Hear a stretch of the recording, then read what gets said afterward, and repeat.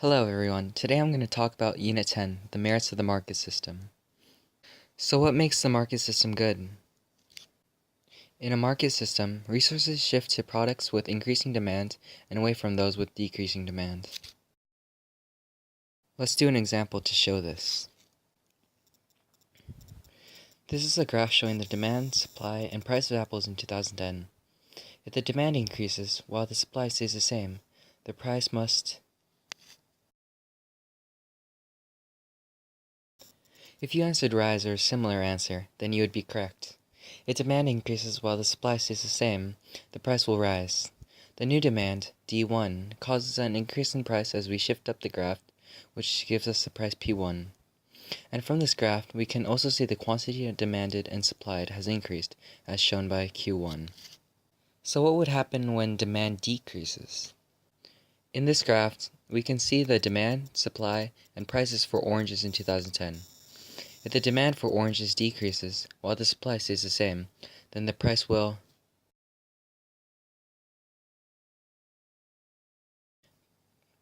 The correct answer is fall, as we can see on the graph. The new demand, D1, makes the price fall from P to P1 in order to stay proportional to the supply. Firms in the market system seek to make a profit so as to make a lot of money for them to use and live a happier life. So in their eyes, the rise in the price of apples has increased its value to them, causing them to produce more and spend more resources on it. Conversely, the fall in the price of oranges has caused oranges to lose their value to firms.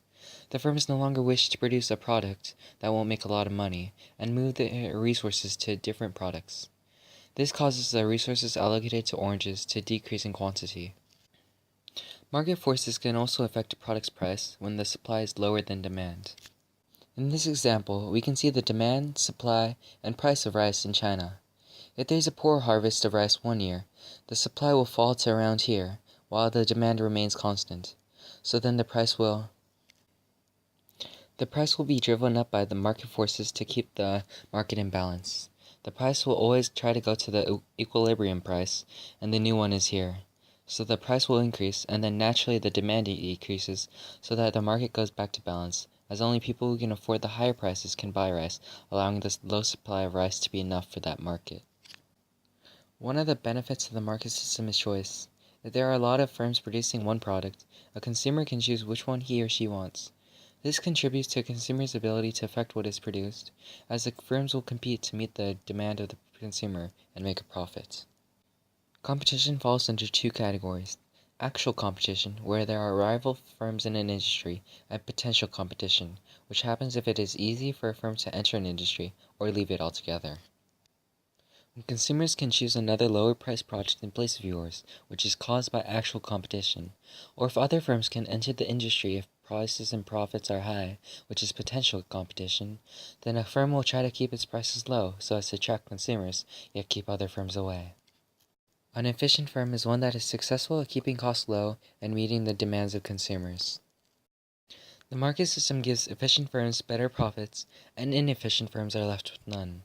This causes the market system to be better for consumers, as prices should be low and the products should meet the desires of consumers.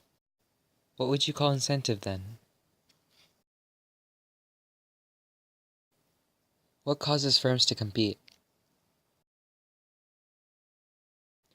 Allocative efficiency occurs when resources are allocated according to consumers' contentment.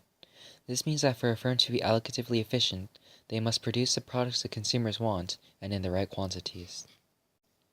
This is a diagram showing allocative efficiency. Both graphs show the allocation of resources for iPads. The left-hand graph shows an allocatively efficient firm, as the quantity supplied is equal to quantity demanded.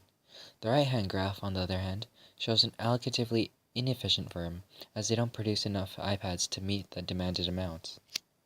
In a market system, firms try to be allocatively efficient as they have the reward of high profits if they are, and the danger of going out of business if they aren't.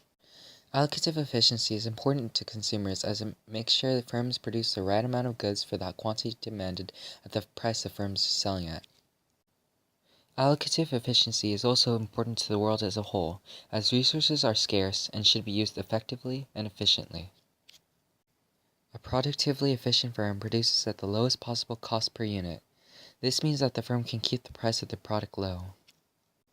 A productively efficient firm can drive another inefficient firm out of business by keeping prices low.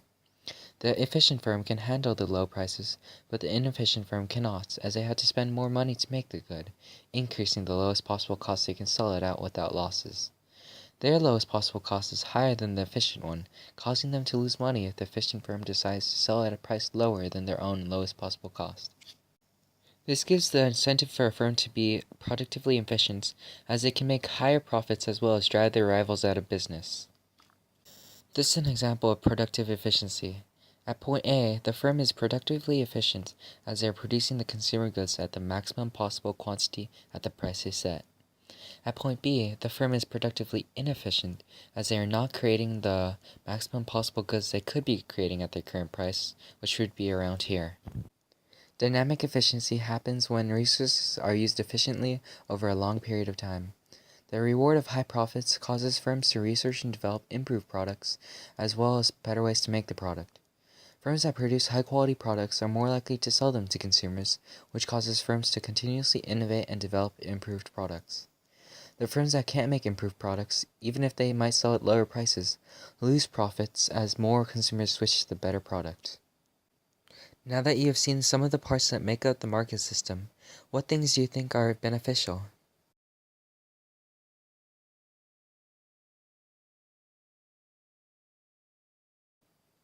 Thanks for listening, and make sure to remember this for your exams.